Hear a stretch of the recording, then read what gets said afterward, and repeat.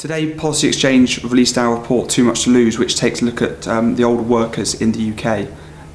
Looking at the 50 plus group, something we think is very important given that we have increasing state pension age and a generally ageing workforce, making it really essential that we understand the role of older workers in the UK economy. We think that certain aspects of the older workforce are really important and look really strong at the moment. We have a generally more educated workforce than ever before.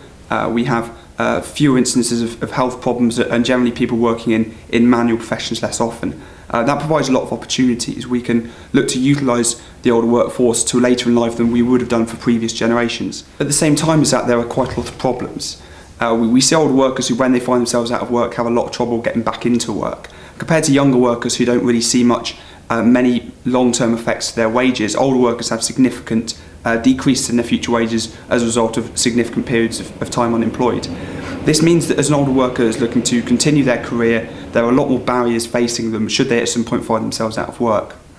Now, the most obvious of these barriers, and something we investigated ourselves, looks at age discrimination.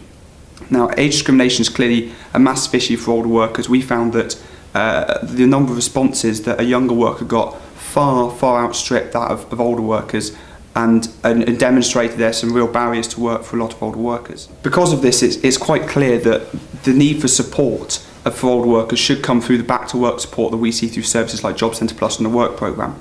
Now, a huge amount of support is being given to younger workers as part of the increased amount of funding made available by the government as a result of the recession.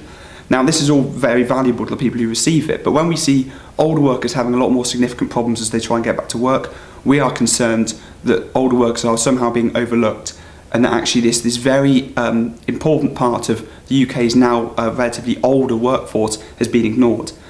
We therefore propose that the government's youth contract is changed to a job contract, not focusing on people because of age, but focusing on them because of their particular barriers to work. Who have the most significant issues, and therefore who do we have to address the support to? This, as well as having a generally more kind of nuanced approach to employment support, focusing on the individual specific problems, we believe should help a lot of older workers for whom the support from Job Centre Plus has been rather poor. We think there are a number of ways that we can look to support older workers, as well as the back to work support. It seems that the nature of retirement is changing. Having other flexible working options for older workers to allow them to extend their time in work is a really viable option.